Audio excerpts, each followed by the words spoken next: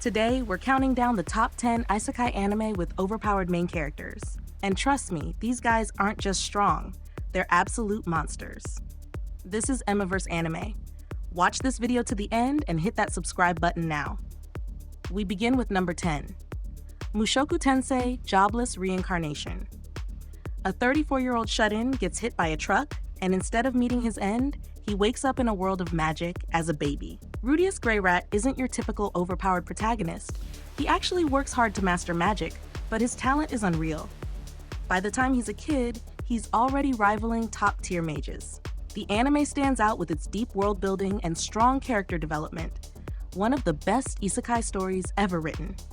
At number 9, That Time I Got Reincarnated as a Slime. A man gets stabbed in the real world and is reborn as a slime in a fantasy land. At first, it doesn't sound impressive until he starts absorbing abilities, transforming, and becoming an unstoppable force. Rimuru Tempest goes from being a tiny blue blob to an all-powerful ruler, building an entire nation and casually defeating demon lords. The ultimate cheat code of Isekai Anime.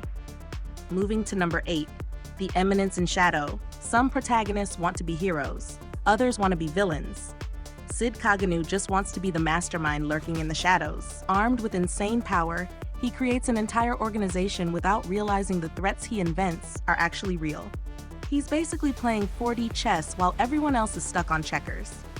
If you love isekai with humor and a ridiculously overpowered lead, this one's a must-watch.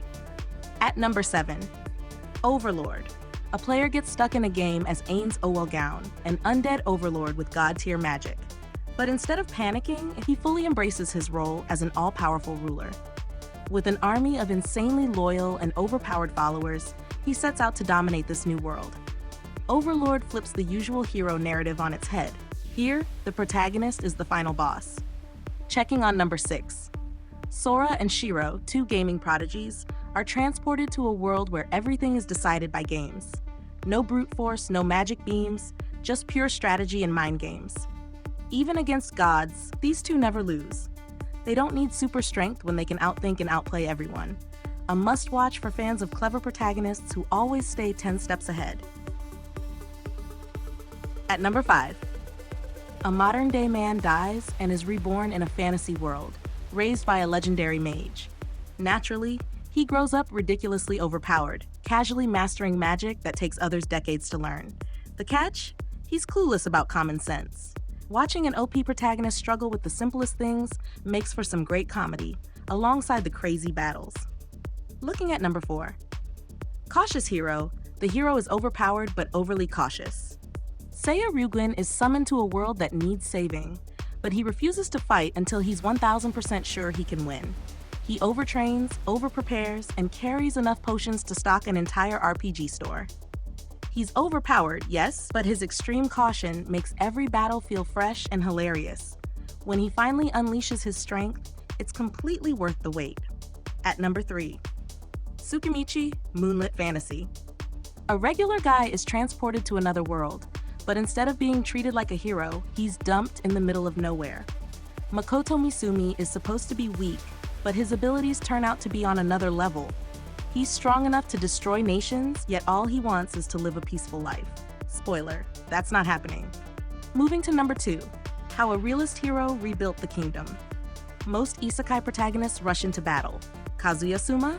He uses economics and politics to take over a kingdom. Instead of swinging a sword, he rebuilds an entire nation using logic and strategy. His power isn't magic, it's his mind.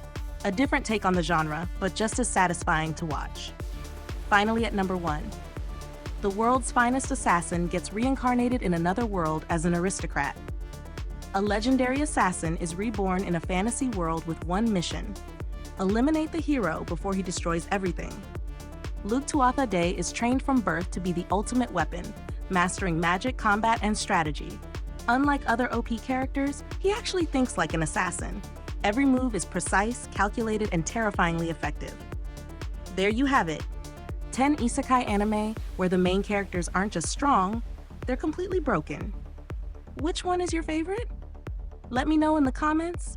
And if you enjoyed this list, don't forget to like and subscribe for more anime recommendations.